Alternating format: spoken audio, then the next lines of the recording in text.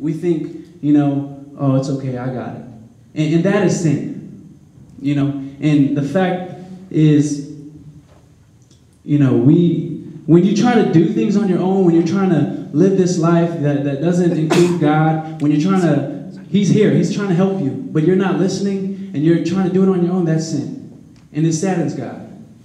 And God's not mad, He's just sad because this guy is more concerned about being healed than he is about being awkward. A lot of us, we feel, oh, I don't want to be that Jesus freak. Oh, I don't want to go and ask for help. I can do it on my own. Prideful, But this man here, he doesn't care. He's in front of a large group, and he's saying, please, if you are willing, you can heal me and make me clean. Awkward, right? He doesn't care because he's so desperate. And I feel that, it's only in those times where we're desperate where, Jesus responds to us the most. If we're prideful in thinking that we got it on our own, it's hard for Jesus to come into your life and hard for Him to reach out and touch you. And the fact is, we are all sinners. Everyone in here is a sinner. I'm a sinner. We are all sinners, yet in the midst of our sin, in the midst of our darkest moments, in the midst of, our entrapment, Jesus wants to come in and He wants to touch us. He wants to touch us. He wants to touch you. He knows you're hurt. He knows it. But we're not desperate enough. We don't feel that, we feel that we can do it on our own. And, sorry. So we go to the next slide. Yeah, oh, never mind. So you guys might be sitting here and thinking, I'm trapped or how can I be healed? How can Jesus heal me? How can, He set me free, of this sin? He can't. Nobody can. Nobody understands me. But Jesus does. And the reason He can free us from, whatever bondage that we're in is through the cross. Because He died on the cross for our sins. Whatever hurt that you've experienced, Jesus went through it. This leper, he was an outcast. He was rejected. He was, beaten physically. Emotionally. He was just hurt. He was betrayed. Jesus, He was whipped, beaten, crucified, betrayed. He spat upon, everything. And He took it to the cross for you, for me. And the reason that He's able to touch sin is because He rose from the dead.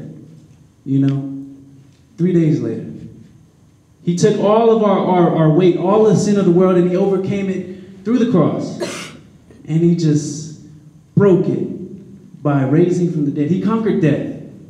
So if Jesus can conquer death, what makes you think that He can't conquer whatever baggage you're holding on to, whatever issues that's holding you back from having that relationship with God or getting closer to God or having that freedom? What is it? What is holding you back? It's if you know that there's a solution, if you know that there's a way to be free, a way to be, healed, and you know that tonight, we learned that through the passage. If you know that, then why wouldn't you kneel, beg, and ask to be healed? I just don't see the logic in that. If you know that, the solution is there, why not take it? Why take the long route? Why, the harder route? Jesus doesn't, He died on the cross to free us from our sins. Not for us to hold on to Him or to be enslaved by them. Jesus, He's just an awesome God. And He freed me. He freed me. And, of course, yes, I needed to be free from my secret. But more importantly, I needed to be free from my sin. This leper, he was healed. But more importantly, he was free from sin. The act of leprosy being, the sign of sin, and then Jesus healing him is a sign of forgiveness. And we are forgiven. And we just want that freedom. We want that freedom, and here's how we can get it. Here's how I got it. You know, and there's a lot of you out there who are sitting there and thinking, you know, I want it, but I just don't know how. I just don't know how. And, you know, a way is to be awkward, to be desperate, to go in front of public and, you know, just declare, you know, that you need help, that you cannot do this on your own, and know that, you know, Jesus, you know, died on the cross for our sins. You know, some of you are still experiencing this hurt, this pain, and you need Jesus to come and heal you. You need to be restored. But some of us, you know, we might not have that pain, but we're still, you know, trapped by something, you know. You need Jesus to come and be a warrior and fight and conquer your sin, just like he conquered death, just like he conquered the grave, you know. So, to me, this passage really stuck out just because I feel like a lot of us are too concerned about looking good on the outside rather than being healed. You know, when this leper is doing the opposite, he doesn't care if he's awkward. He just wants to be healed. But us, we put on the front. I know I did.